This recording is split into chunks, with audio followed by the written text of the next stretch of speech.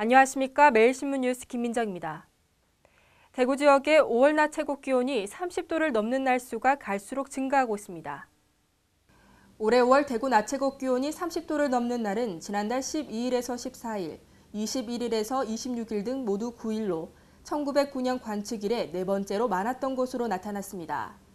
대구기상대는 지난 30년간 5월에 30도 이상을 기록한 날을 집계한 결과 1984년에서 1993년에는 평균 2.5일이었던 것이 2004년에서 올해는 평균 4.1일이었습니다.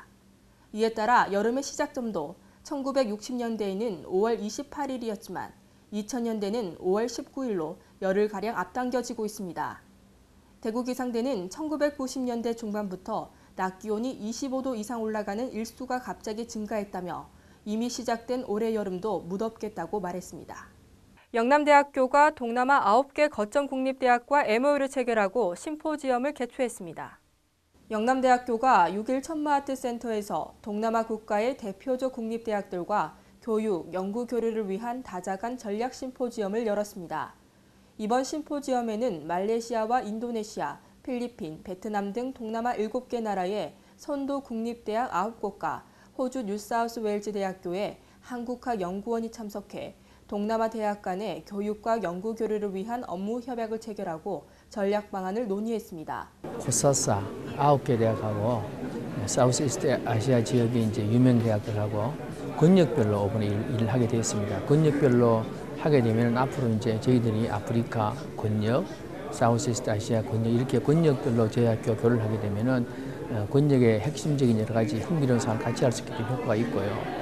특별히 오늘 들어보니까 이 사람들의 우리 학교에 대한 관심은 새마을 문제, 그다음에 한국어 교육 문제, 그다음에 이제 공과대학이나 자연대학이 가지고 있는 리서치 문제 이런 관심이 많아요. 그래서 저희 학교는 이제 강점이 있기 때문에 권역별로 저희들이 실질적인 교류를 하는데 큰 의미가 있다 이렇게 보겠습니다.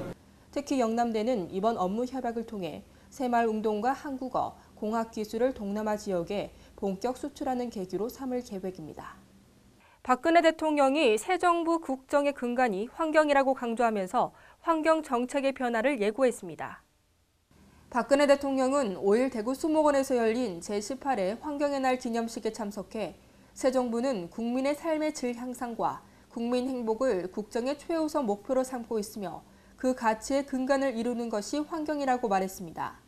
박 대통령은 이어 환경을 단순히 규제의 대상으로 인식하는 틀을 벗어나 환경 규제를 새로운 창의적 도전의 기회로 삼을 것이라고 말했습니다. 박 대통령은 특히 환경 산업과 정보통신기술의 융합을 이뤄나갈 창의적인 환경 중소벤처기업을 육성하고 우리 환경기술의 세계시장 진출도 적극적으로 지원하겠다고 강조했습니다. 지역의 환경 문제를 해결하는 풀뿌리 모임이 활성화되도록 하여 시민사회와 활발하게 소통하는 데 최선의 노력을 다할 것입니다. 박 대통령은 이와 함께 국민과 함께하는 환경 정책을 만들기 위해 누구나 동참할 수 있는 투명하고 열린 정책 시스템을 마련할 것이라면서 지역의 환경 문제를 해결하는 풀뿌리 모임이 활성화되도록 최선의 노력을 다하겠다고 약속했습니다. 대구 첫 국가산업단지가 달성 2차 산업단지 일대에서 기공식을 열고 본격 조성에 들어갔습니다.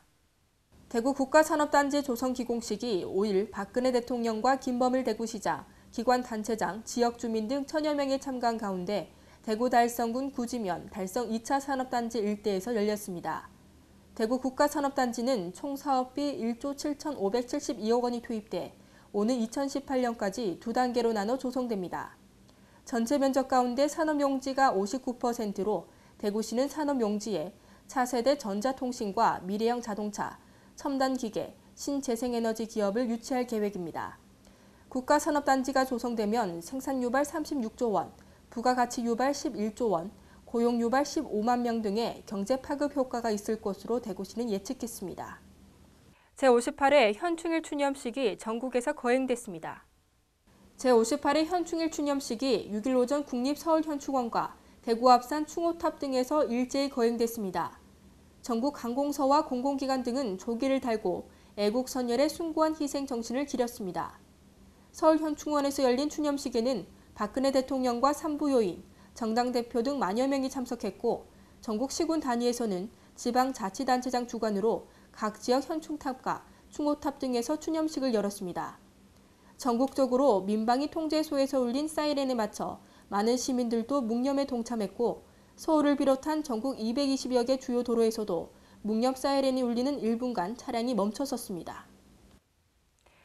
연일 한여름 더위가 기승을 부리고 있습니다. 오늘 전국적으로 따가운 햇살이 내리쬐면서 대부분 지방의 자외선 지수도 매우 높겠습니다.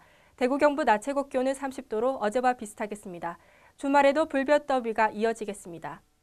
이상으로 6월 7일 매일 신문 뉴스를 마치겠습니다. 시청해주신 여러분 감사합니다.